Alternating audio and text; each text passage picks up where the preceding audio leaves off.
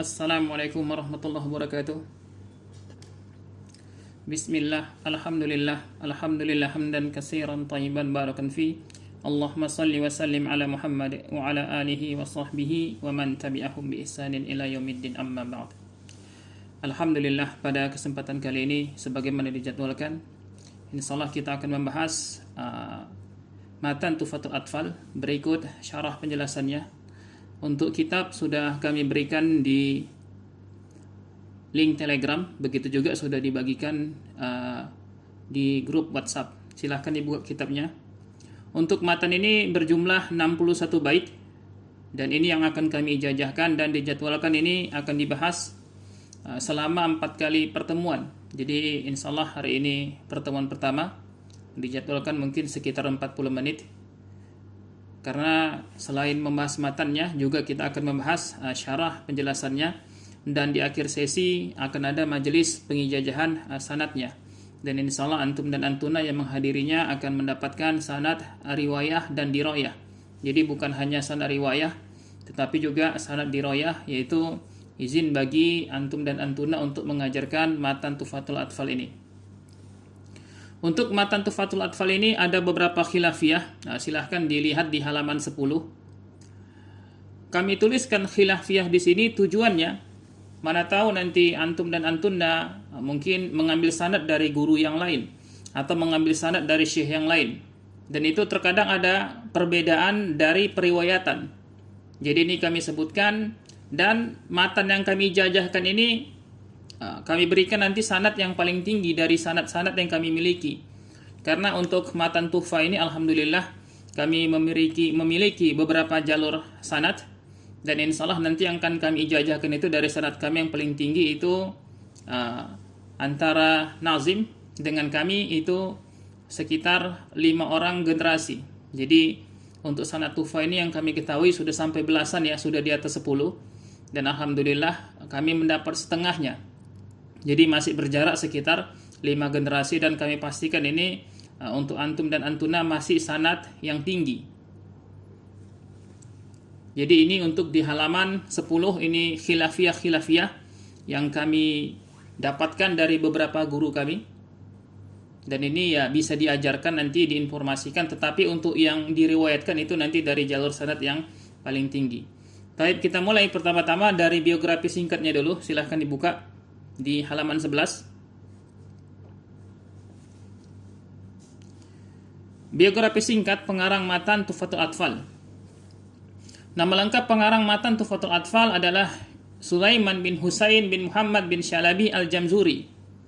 Dinamakan dengan Jamzuri karena dinisbatkan kepada daerah Jamzur, yaitu daerah yang dekat dengan Tondata, dan saat ini dinamakan dengan Tonto, yang masih masuk wilayah distrik Manufiyah di negara Mesir. Jadi beliau ini orang Mesir. Syekh Sulaiman al-Jamzuri adalah seorang ulama bermazhab Syafi'i, dan mazhab ini juga sebagaimana kita ketahui yang dipakai di Indonesia, mazhab Imam Syafi'i. Syekh Sulaiman al-Jamzuri termasuk orang ulama yang hidup sekitar abad 12 Hijriyah, dan beliau dilahirkan pada bulan Rabiul Awal sekitar tahun 1163 Hijriah. Kemudian di antara guru-guru beliau, yang pertama yaitu Syekh Nuruddin Ali bin Umar bin Hamad bin Umar bin Naji bin Fanisi, yang terkenal dengan nama Al-Mihi. Syekh Nuruddin dinisbatkan kepada daerah Mihi, ini juga masih di negara Mesir. Dan nama Al-Mihi ini nanti ada di matannya. Jadi karena bentuk apresiasi beliau, bentuk penghormatan beliau kepada gurunya, nama Al-Mihi ini nanti ada di salah satu bait matan Tuhfatul Atfal. Kemudian yang kedua yaitu Syekh Mujahid Al-Ahmadi, yang dikenal dengan panggilan Sayyidi Mujahid. Beliau sama satu kurun dengan beliau di abad ke-12, dan beliaulah yang memberikan gelar kepada Syekh Sulaiman al-Jamzuri dengan Al-Afandi.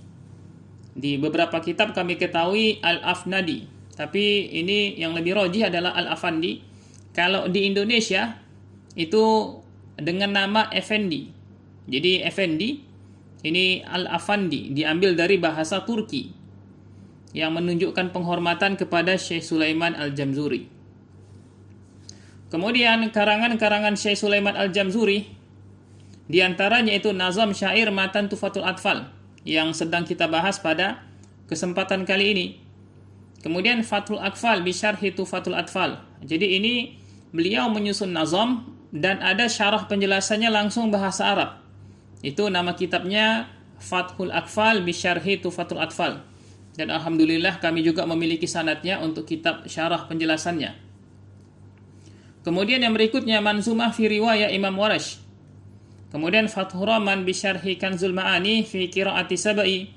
Kemudian Jami'ul Musarrah fi Syawahid Asy-Syatibiyah wa Durrah. Kemudian wafatnya Syekh Sulaiman Al-Jamzuri tidak diketahui secara pasti kapan wafatnya Syekh Sulaiman Al-Jamzuri. Tetapi disebutkan bahwa kitab yang beliau susun terakhir kali yaitu kitab Fathur Rahman bi syarhi Kanzul Ma'ani fi qiraati Sabai pada tahun 128 Hijriah. Semoga Allah Ta'ala merahmati dan mengampuni beliau dan menempatkannya di surganya. Baik, kita lanjutkan. Terjemahan dan penjelasan Matan Tufatul Atfal. Jadi di sini kami tekankan kepada antum dan antunna yang mengikuti program ilmu lughah, ilmu bahasa, maka penting bagi kita memiliki banyak kosakata ketika ingin membaca kitab-kitab Turat, ketika ingin berkomunikasi, maka penting bagi kita memiliki kosakata. Jadi nggak cukup seseorang itu nanti mempelajari ilmu nahu saja, mempelajari ilmu sa'rab saja tanpa kosakata. Maka dari itu dengan kesempatan ini dari Matan Tufatul Atfal ini ya diambil terjemahannya, diambil kosakatanya kata per kata untuk menambah perbendaharaan kosakata. Taib al-Muqaddimah, pendahuluannya bait 1 sampai dengan bait kelima. Qala Nazim rahimahullah, dan biasanya untuk matan-matan ini sebagaimana kami juga mendapatkan dari guru-guru kami dimulai dengan Qala Nazim rahimahullah sebagai bentuk doa kepada beliau, sebagai bentuk doa kepada Syekh Sulaiman Al-Jamzuri karena melalui perantara beliau kita mempelajari ilmu tajwid. Berkata Nazim rahimahullah untuk bait pertama, yaqulu raji rahmatil ghafuri dauman Sulaiman huwal Jamzuri. Yaqul berkata raji yang mengharapkan rahmatil ghafur, rahmat dari Allah yang maha pengampun, dauman yang senantiasa. Siapa dia?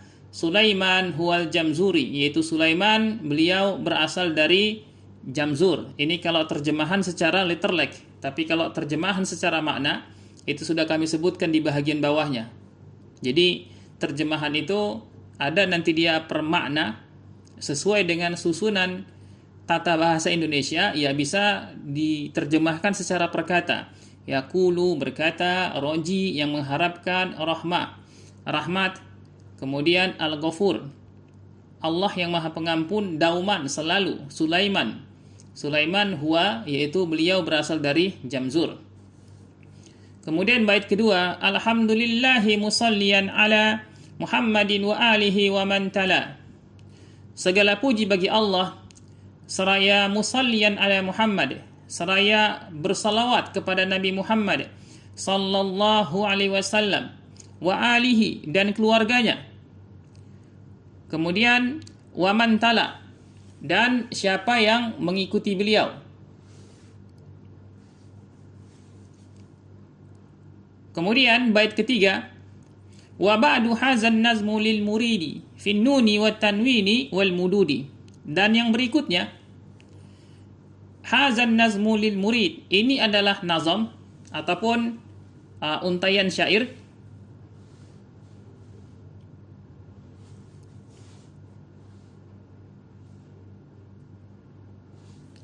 ini adalah nazam ataupun untaian syair lil murid, bagi siapa yang menginginkan. Finnuni berkaitan dengan huruf nun sukun di sini maksudnya ya. Wan tanwin dan tanwin wal mudud dan mad. Samaituhu bi tuhfatil atfali an saykhinal mihi zil kamali. Samaituhu, saya menamakan matan ini dengan Tuhfatul Atfal. An Saikhina, dari guru kami, dari syekh kami, Al-Mihi. Ini tadi nama guru beliau, Zil Kamal, yang memiliki kesempurnaan. Kemudian bait berikutnya, arju bihi an yanfa'atul laba wal ajra wal qabula was sawaba. Saya berharap dengannya, yaitu dengan matan ini, dengan bait syair ini, an yanfa'atul laba, bisa memberikan manfaat kepada para penuntut ilmu, wal ajra, mendapatkan ganjaran pahala, kemudian wal qabul, dan penerimaan, was sawaba, dan juga pahala. Ini kalau kita nerjemahkan literlek, jadi ini tujuannya apa? Supaya bisa membiasakan kita mengetahui makna-makna dari lafaz-lafaz bahasa Arab. Tapi kalau menerjemahkan secara makna, ini sudah kami juga tuliskan di sini. Dan di sini untuk syair ini ada pengkhususan yang dikenal dengan istilah qafiyah. Qafiyah ini kalau dalam bahasa Indonesia istilahnya sajak. Jadi bacanya nggak boleh diwakafkan karena ini bukan Al-Quran. Jadi kita harus bedakan mana Al-Quran yang harus dibaca dengan tajwid, mana tulisan Arab ataupun kitab-kitab Turat. Jadi itu hukumnya berbeda. Kalau membaca Al-Quran itu dengan tajwid, kalau membaca selain Al-Quran itu tidak diterapkan tajwid. Jadi ini dikenal dengan istilah qafiyah, jadi sama semua baris akhirnya. Seperti di bait pertama ini. Yaqulu raji rahmatil ghafuri, kasrah di ujungnya. Dauman Sulaimanu huwal jamzuri, ini juga kasrah. Kemudian bait kedua, alhamdulillahi musallian ala, dengan fathah. Muhammadin wa alihi wa man tala, ini juga fathah. Wa ba'du hadzal nazmu lil muridi, kasrah. Fin nuni wat tanwini wal mududi, ini juga kasrah. Samaituhu bi tuhfatil atfali an saykhinal mihi zil kamali, ini juga kasrah. Arju bihi an yanfa'atul laba, fathah, wal ajra wal qabula was sawaba. Jadi ini dinamakan dengan istilah qafiyah. Jadi dalam syair-syair ini berlaku.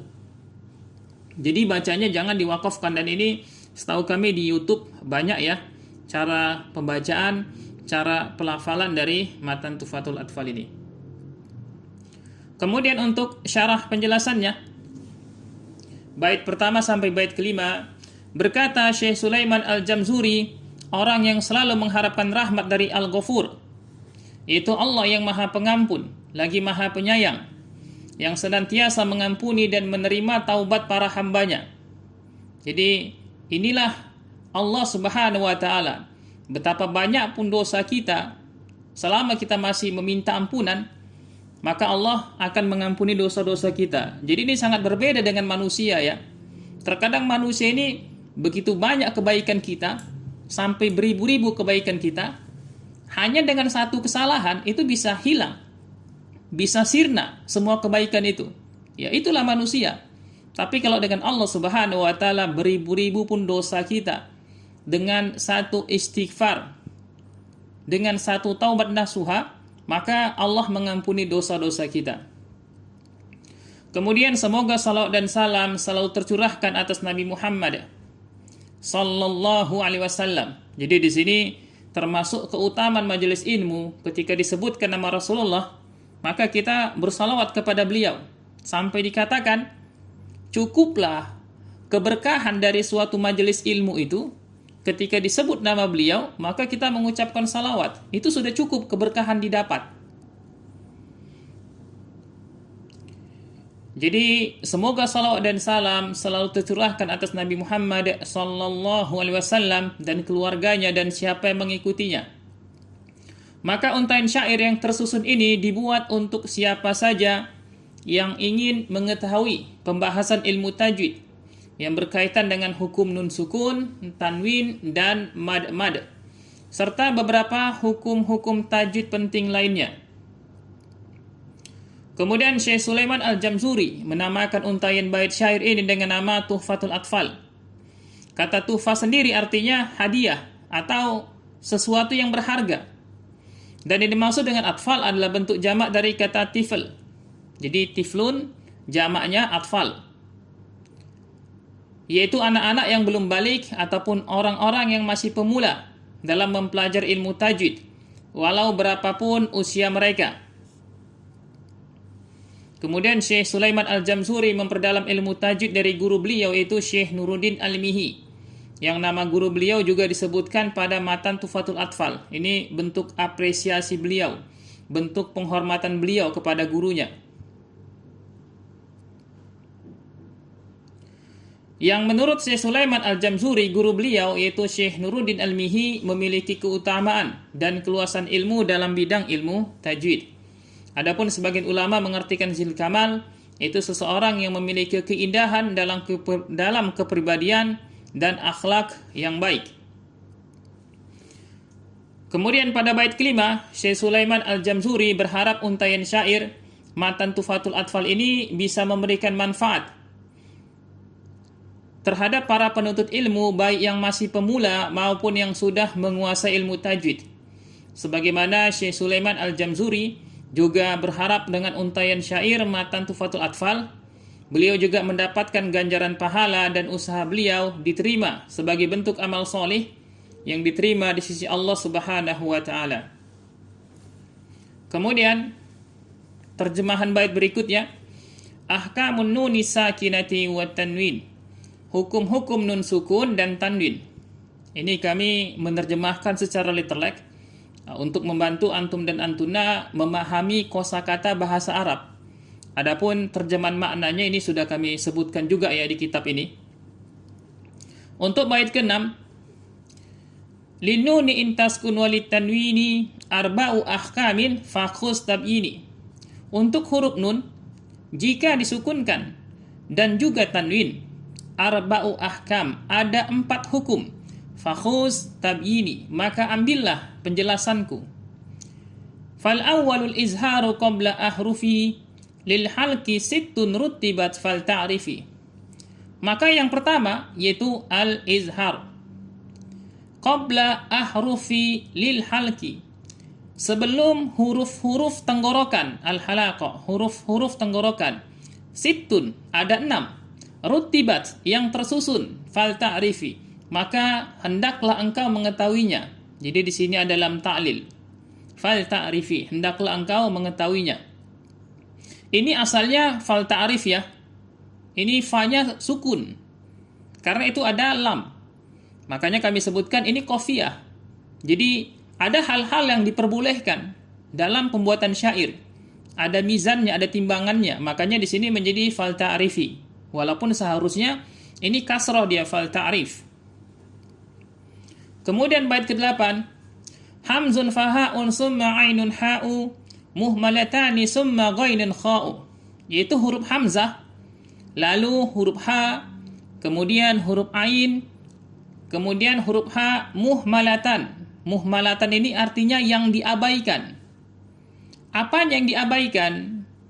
Titiknya. Jadi muhmalatan ini yang tidak terpakai.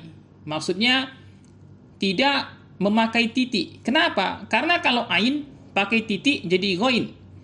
Huruf ha ketika memakai titik maka menjadi kha. Makanya memakai istilah muhmalatan. Jadi dipahami.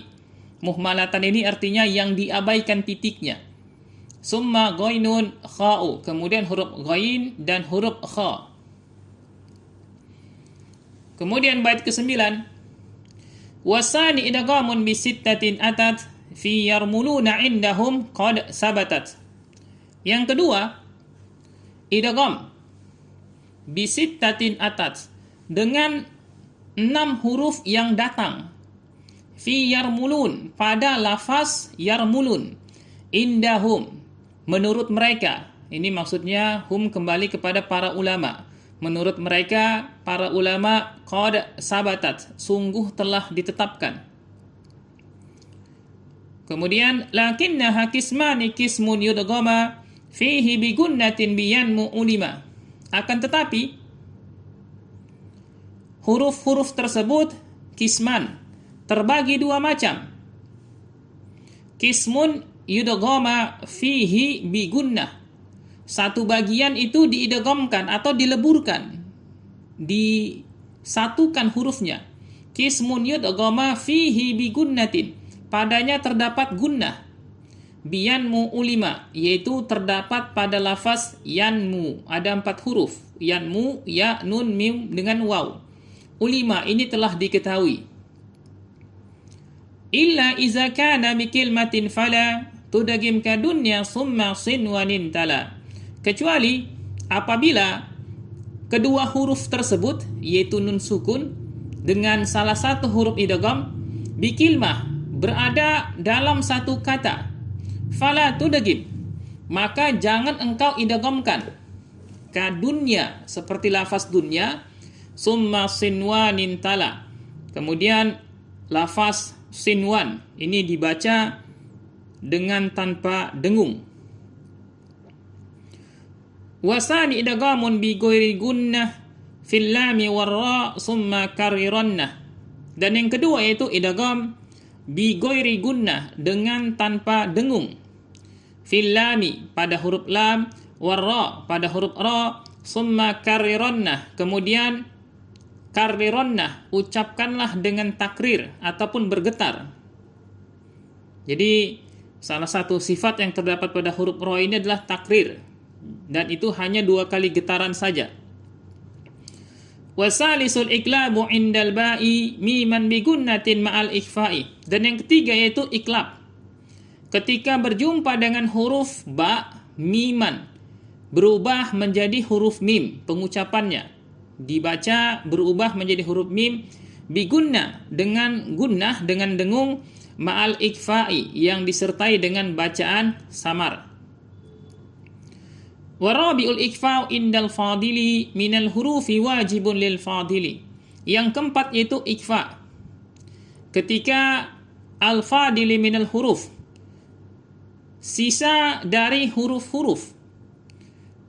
Jadi sisa dari huruf-huruf yang sudah disebutkan, yaitu izhar, kemudian idgham, kemudian iklab. Jadi sisanya itulah huruf ikfa. Makanya indal fadili minal hurufi, ketika bertemu dari sisa-sisa huruf hijaiyah, wajibul lil fadili, maka wajib menurut al-fadili, ini orang yang memiliki keutamaan.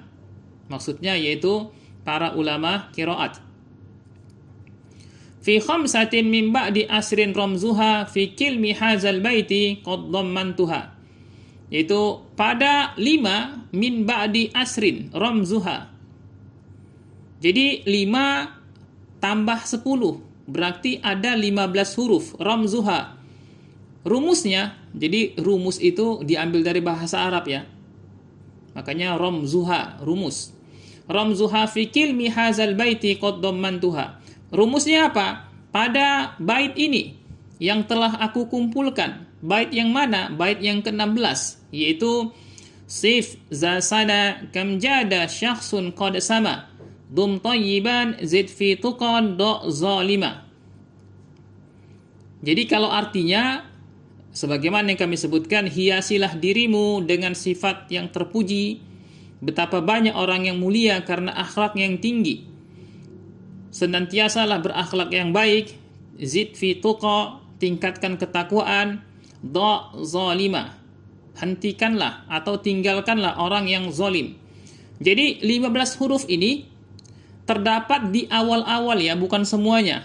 Jadi sif itu huruf sad, za huruf zal, sana huruf za, kam huruf kaf, jada huruf jim, syahsun huruf shim, qad huruf qaf, sama huruf sin. Jadi ini dia yang 15 huruf beliau sebutkan di bait ke-15. Fi khamsatin min ba'di asrin ramzuha fi kilmi hadzal baiti qad dhammantuha. Jadi huruf-huruf ikfa terkumpul di bait ke-16 di awal-awal setiap kata. Jadi harus dipahami ini. Kemudian untuk syarah penjelasannya, yaitu pembahasan tentang hukum-hukum nun sukun dan tanwin. Ini termasuk pembahasan yang masyhur ya, yang sering dibahas di kitab-kitab tajwid. Cuman di sini harapannya ya dengan majelis ini ada tambahan ilmu lah dari kita. Nun sukun atau tanwin apabila bertemu dengan salah satu dari huruf-huruf hijaiyah, maka hukumnya ada 4, yaitu izhar, idgham, iqlab, dan ikfa. Yang pertama itu izhar halki. Ini definisi-definisi ini cocok ya bagi orang yang belajar bahasa Arab. Ana juga kenapa membuat definisi ini? Ya karena Ana basicnya memang guru bahasa. Makanya sangat tertarik ketika mengungkapkan suatu materi itu ada ta'rif ataupun definisi-definisi dalam bahasa Arab. Yang pertama, al-izharu logotan huwal bayan. Ini asalnya, logotan ini al-izharu fil lughah. Tapi di sini ada tanzi, ada yang dihapus. Dan ini sudah masyhur dalam kitab-kitab nahwu. Jadi al-izharu logotan itu sama dengan al-izharu fil lugati, pakai huruf jar, cuman dihilangkan dia. Makanya menjadi al-izharu logotan huwal bayan. Izhar secara bahasa yaitu al-bayan, jelas. Kemudian al-izharu istilahan, ini juga asalnya al-izharu fi istilahi, ada huruf jarnya seharusnya, tapi dibuang. Al-izharu istilahan huwa ikhraju kulli harfin min makhrajihi biduni sautil gunnah. Jadi bagi antum dan antuna yang pemula, ya belajar menerjemahkan, dibuat di setiap kata. Al-izhar, izhar, istilahan secara istilah, huwa, yaitu ikhraj, mengeluarkan, kulli, setiap, harfin, huruf, min, dari, makhrajihi, dari tempat keluarnya, biduni, tanpa, sauti, suara, al-gunnah, dengung. Jadi seperti itu. Kalau ingin belajar ilmu lughah, mengumpulkan kosakata-kosakata. Karena sebagaimana kami sebutkan, seseorang yang menguasai ilmu nahwu, menguasai ilmu sharaf, tapi nggak punya kosakata, yakinlah dia nggak akan maksimal ketika membaca kitab-kitab Turat. Kemudian yusamma hazan nawu minal izhari izharan halkiyah li khuruji ahrufihi minal halki. Yusamma, dinamakan, hazan nawu, jenis ini, minal izhari, dari izhar, yaitu izharan halki, izhar halaqa, li khuruji ahrufihi, karena keluar huruf-hurufnya, minal halaqa, dari tenggorokan. Karena ini kenapa memakai izhar halki? Karena izhar ini ada banyak nanti. Ada izhar syafawi, kemudian ada izhar wajib, ada izhar qamari. Makanya di sini disebutkan izhar halki. Kemudian huruf-huruf izhar ada 6, yaitu hamzah, kemudian ha, kha, ain, ghain, dan huruf ha. Jadi huruf-huruf izhar ini keluar dari tenggorokan, yaitu huruf hamzah dan huruf ha keluar dari pangkal tenggorokan. Dan ada 2 huruf yang keluar dari pertengahan tenggorokan, yaitu huruf ha dan huruf ain. Dan 2 huruf keluar dari ujung tenggorokan, yaitu huruf kha dan huruf ghain. Kalau ini nanti untuk makharijul huruf dibahas di matan Al-Jazari. Kalau di matan Tuhfa ini kita belum membahas makharijul huruf. Kemudian untuk contoh-contohnya di sini, huruf hamzah, al-misalu fil Qur'anil Karim, contoh yang terdapat di dalam Al-Qur'an Al-Karim. A'udzu billahi minasy syaithanir rajim. Fa amma man a'ta wattaqa. Jadi di sini ada nun sukun ketemu dengan hamzah, man a'ta. Kemudian yang berikutnya huruf ha, fasholli li rabbika wanhar. Ada nun ketemu dengan ha, wanhar. Kemudian huruf kha, fa amma man khaffat mawazinuh. Kemudian huruf ain, tusqa min ainin aniyah. Kemudian huruf ghain, au akharani min ghairikum. Kemudian huruf ha, wa ammas sa'ila fala tanhar. Dan harus yang dipahami di sini bahwasannya yang diizharkan itu nun sukun atau tanwinnya. Jadi jangan keliru. Jangan nanti beranggapan oh ini izhar. dibaca jelas huruf hamzah, ha, kha, ain, ghain dengan ha. Tidak demikian. Jadi maksudnya jangan prakteknya benar, teorinya salah. Dan ini sering terjadi. Karena Anda juga dulu beranggapan ini yang dibaca jelas adalah 6 huruf ini, bukan. Jadi yang dibaca jelas adalah nun sukun atau tanwin apabila berjumpa salah satu dari huruf-huruf tenggorokan ini. Jadi dipahami dari segi teori dan prakteknya. Kemudian yang kedua itu idgham. Al-idghamu lughatan huwa idkhalu syai'i fi syai'. Idgham secara bahasa huwa yaitu idkhal, memasukkan asy-syai' sesuatu, fi syai' ke dalam sesuatu. Al-idgham istilahan huwa iltiqa'un nuni sakinati awi tanwini biharfin mutaharrikin min hurufil idghami fayadkhulu sakinu awi tanwinu fil harfi mutaharriki fayasirani harfan wahidan musyaddada. Jadi al-idgham fil istilah, jadi ini juga tanzi ya, dibuang huruf jarnya.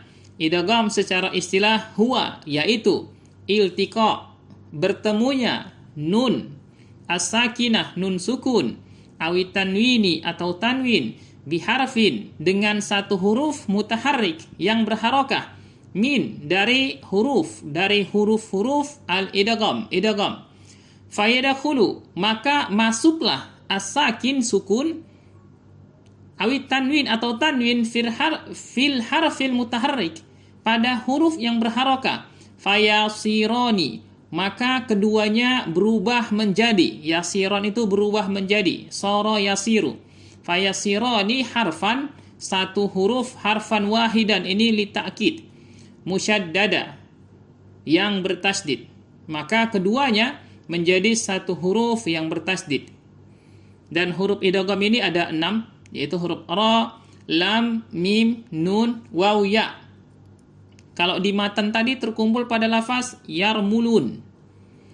Kalau di bait yang lain itu yarmalun, ada khilafiyah, ada yang mengatakan yarmulun, ada yang mengatakan yarmalun. Kemudian yanqasimul idghamu ila qismain humal idghamu bi gunnatin wal idghamu bi ghairi gunnah. Idgham terbagi kepada dua macam. Huma yaitu idgham bi gunnah, idgham dengan gunnah, dengan dengung. Wal idghamu bi ghairi gunnah, dan idgham dengan tanpa dengung. Adapun yang pertama yaitu idgham bi gunnah, ini namanya ada dua. Yang pertama idgham bi gunnah, kemudian idgham ma'al gunnah, dan di Indonesia dua nama ini dipakai. Idgham bi gunnah, idgham dengan dengung, idgham ma'al gunnah, idgham yang disertai dengung. Jadi harus dipahami sinonimnya. Jangan nanti belajar idgham bi gunnah, paham. Tapi ketika dikasih nama yang lain, bingung. Loh, ini idgham yang mana lagi? Jadi kami tekankan idgham bi gunnah ini sinonimnya adalah idgham ma'al gunnah. Al-idgham bi gunnatin lahu arba'atu ahruf, yal mimu wan nunu wal waw wal ya'u. Jadi idgham dengan gunnah walahu arba'atu ahruf. Ada 4 huruf. Ini nanti ketika antum memperdalam ilmu lughah, nanti ada dinamakan dia dengan jamak kasrah dengan jamak killah. Makanya di sini memakai istilah ahruf karena hurufnya cuma 4. Kalau huruf jar itu memakai al-huruf, huruf, bukan ahruf. Jadi sesuatu yang jumlahnya lebih sedikit dari 10 tapi di atas 2, ini memakai pola nanti af'ul. Makanya di sini arba'atu ahruf, bukan arba'atu huruf. Tapi kalau huruf jar jumlahnya lebih dari 10 memakai arba'atu huruf. Ya, begitulah. Bahasa Arab ini sangat detail penggunaannya. Kalaupun dia jamak, berapa dulu jumlahnya? Nanti ada jamak killah, itu 3 sampai 10, nanti ada jamak kasrah yang di atas 10. Jadi di sini walahu arba'atu ahruf. Dan idgham ini memiliki 4 huruf, hiyal mimu wan nunu wal wa'u wal waw wal ya'u, yaitu huruf mim, nun, waw, dan huruf ya. Untuk contohnya pertama huruf mim, khuliqa mim ma'in dafiq. Jadi di sini nunnya dileburkan kepada huruf mim. Jadi nunnya nggak dibaca lagi karena dia melebur. Kemudian berikutnya huruf nun, wa ma li ahadin 'indahu min ni'matin tujza. Kemudian huruf waw, wal akhiratu khairu wa abqa. Kemudian huruf ya, innama anta munziru man yakhsyaha.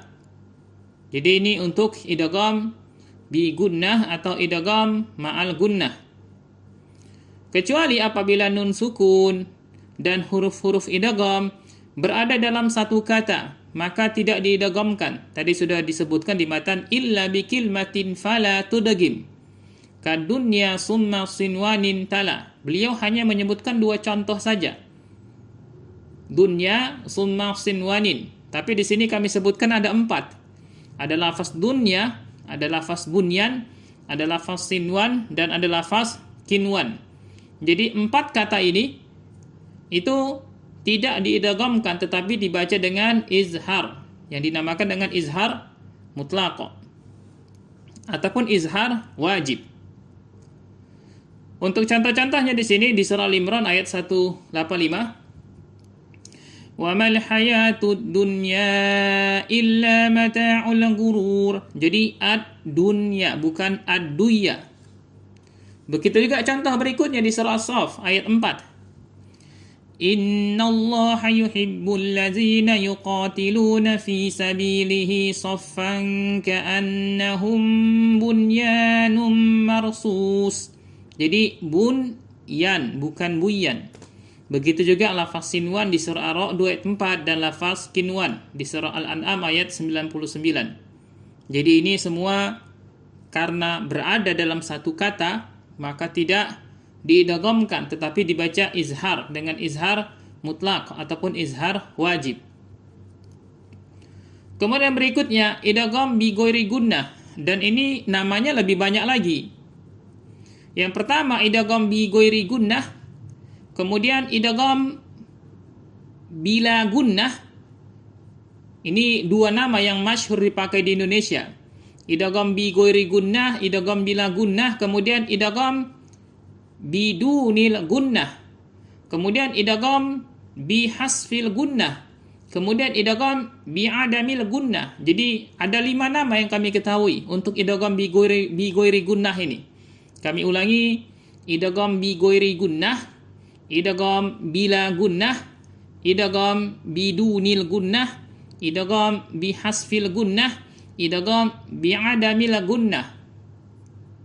Dan ini ada 2 huruf, walahu harfan, ar-ra'u wal lam. Ini contohnya di surah Yasin ayat 58. Salamun qawlan mir rabbir rahim. Kemudian huruf lam di surah Al-Mutaffifin, wailul lil mutaffifin. Jadi dia melebur tanpa dengung. Jangan kita tahan bacaan, jangan wailul, karena ada yang seperti ini.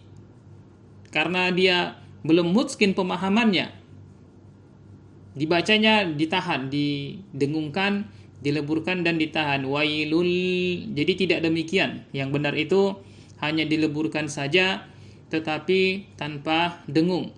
Wailul lil mutaffifin. Kemudian yang berikutnya iklab. Ini nama lainnya yaitu al-qalab. Iklab, qalab. Tapi kalau di Indonesia hanya nama iklab saja. Tapi kalau di kitab-kitab tajwid itu iklab dengan al-qalab. Al-iklabu logatan huwa tahwilu syai' an wajhi. Jadi iklab secara bahasa yaitu tahwil, mengalihkan ataupun mengganti, mengalihkan sesuatu asyai' an wajhi dari bentuknya. Al-iklabu istilahan huwa qalbun nuni sakinati awi tanwini ila mimin ma'a sawtil gunnah iza ja'a ba'dahuma harful ba'i. Iklab secara istilah yaitu huwa qalbun nunis sakinah, menukar ataupun membalik ataupun mengganti nun sukun awi tanwin atau tanwin ila mimin kepada huruf mim ma'a yang disertai sautil gunnah, suara dengung. Iza jaa ba'dahuma harful ba, apabila datang setelah keduanya, maksudnya setelah nun sukun atau tanwin, harfu ba. Dan ini ada khilafiyah dari segi penerapannya. Khilafiyahnya bagaimana? Sebagian ulama mengatakan bahwasannya ini seperti mim asli. Bagaimana pengucapan mim asli? Merapatkan kedua bibir dan ditekan. Jadi contohnya di sini, fa'ambatna fiha habba, menekan kedua bibir. Kemudian pendapat kedua, hanya menekan saja, hanya merapatkan saja. Dirapatkan tanpa ditekan. Bindimami syafatain, dengan merapatkan kedua bibir. Kemudian pendapat yang ketiga, ini banyak di Mesir. Kalau antum dan antuna nanti afiliasinya mengambil sanad dari Mesir, itu ada istilah furja. Furja ini kedua bibir sedikit renggang. Jadi ya kita harus memilih dari tiga pendapat ini. Adapun ana pribadi, dari guru-guru ana, dari kitab-kitab yang ana bahas, itu memilih pendapat yang hanya merapatkan kedua bibir. Jadi kedua bibir dirapatkan tanpa ditekan. Ya kalau antum dan antuna silahkan mau pilih pendapat yang seperti huruf mim asli, silahkan.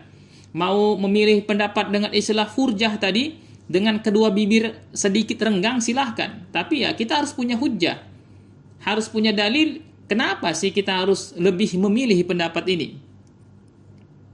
Jadi kami sendiri memilih pendapat yang hanya merapatkan kedua bibir saja. Contohnya di sini di surah Abasa 28, fa'ambatna fiha habba. Kemudian contoh berikutnya di surah Al-Lail, wa amma man bakhila wastaghna. Kemudian berikutnya ikfa.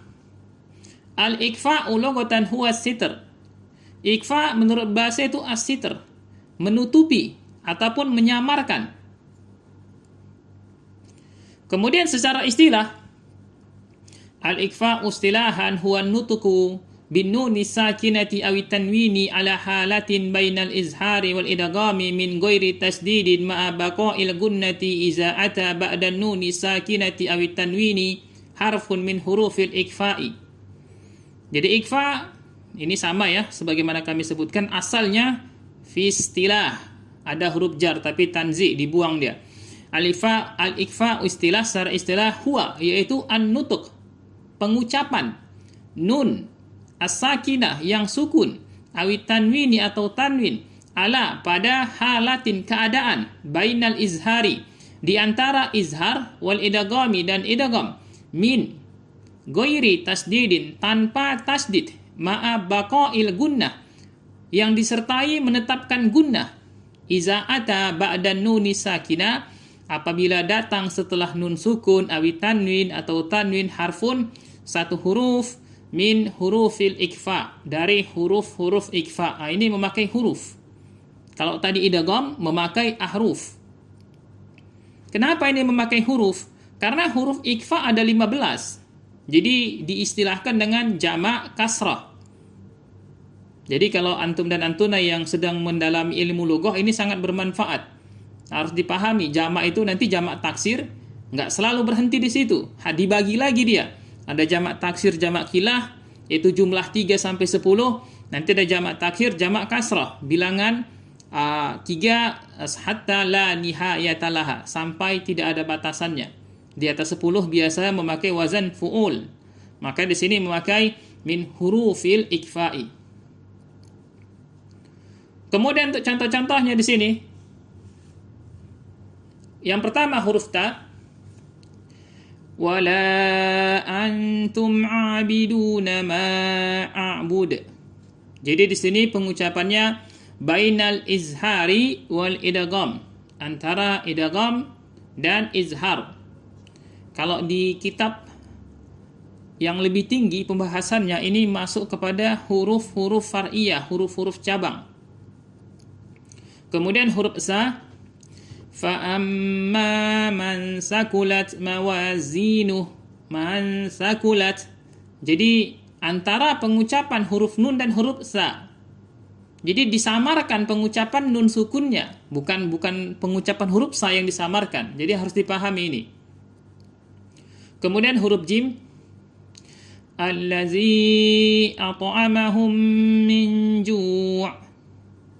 Kemudian huruf dal, jazaohum 'inda rabbihim. Kemudian huruf zal, sayasla naran zata lahab. Kemudian huruf zai, inna anzalnahu fi lailatul qadr. Kemudian huruf sin, tarmihim bihijaratin min sijil. Kemudian huruf shim, min syarri ma khalaq. Kemudian huruf sad, allazina hum an salatihim sahun. Kemudian huruf dad, laisa lahum ta'amun illa min dari'.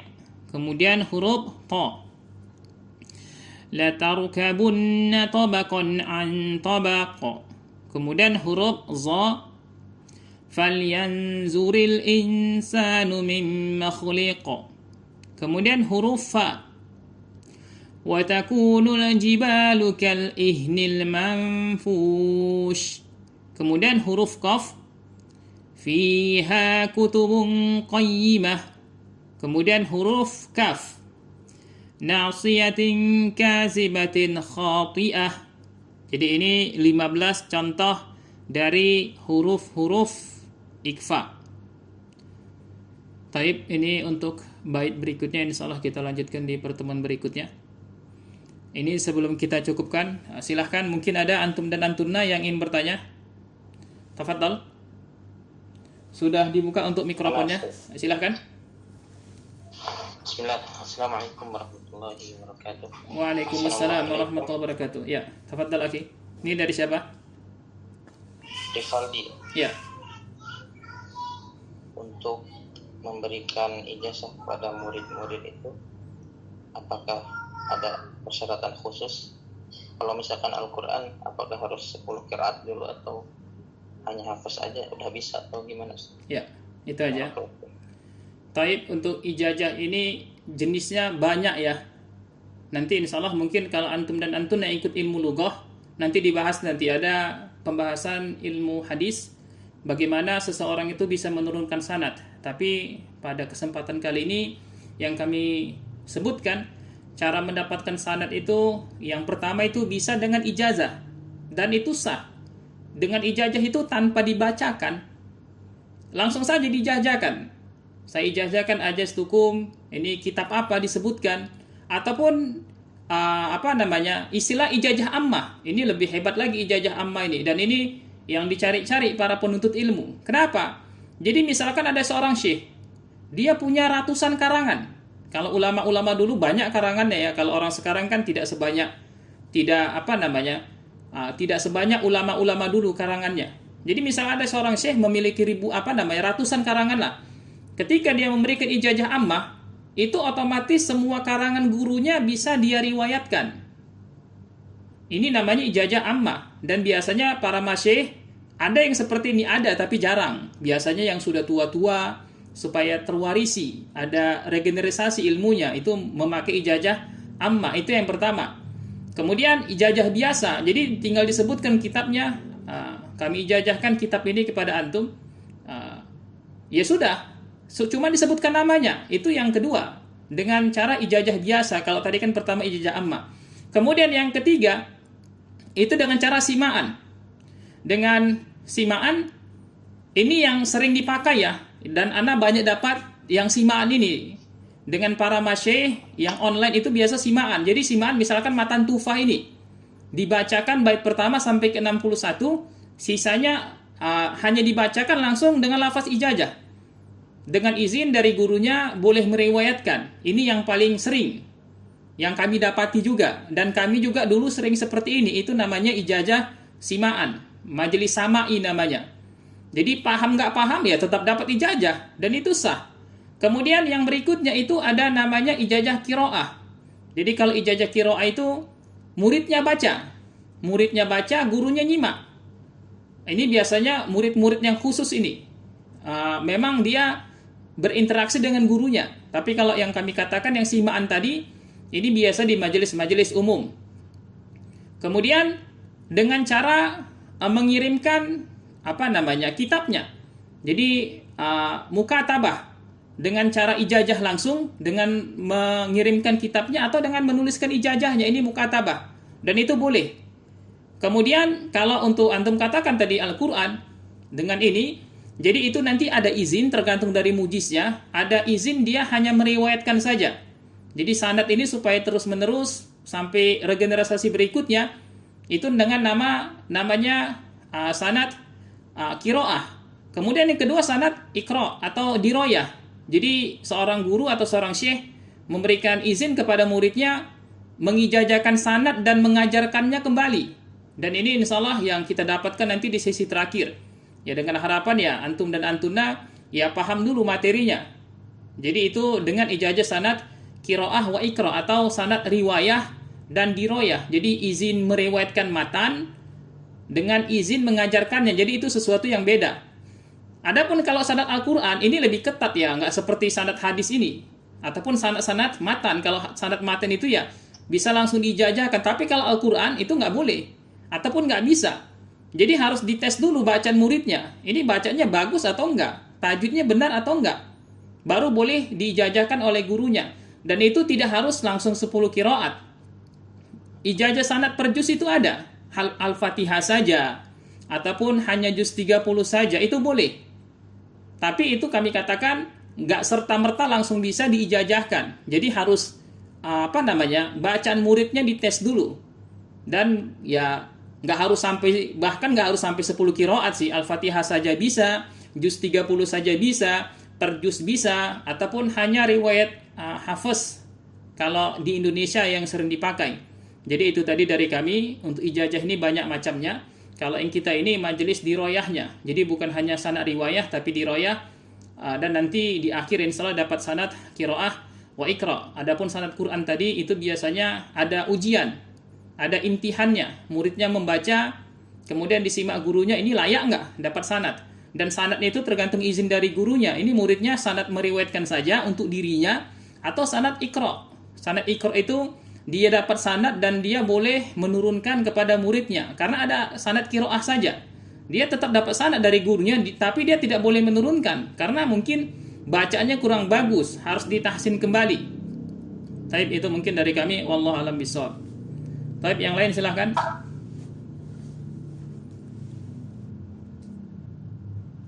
Tidak ada? Assalamualaikum Ustaz. Ya, silakan. Mungkin 1-2 orang lagi, masih ada waktu kita. Waalaikumsalam warahmatullahi wabarakatuh.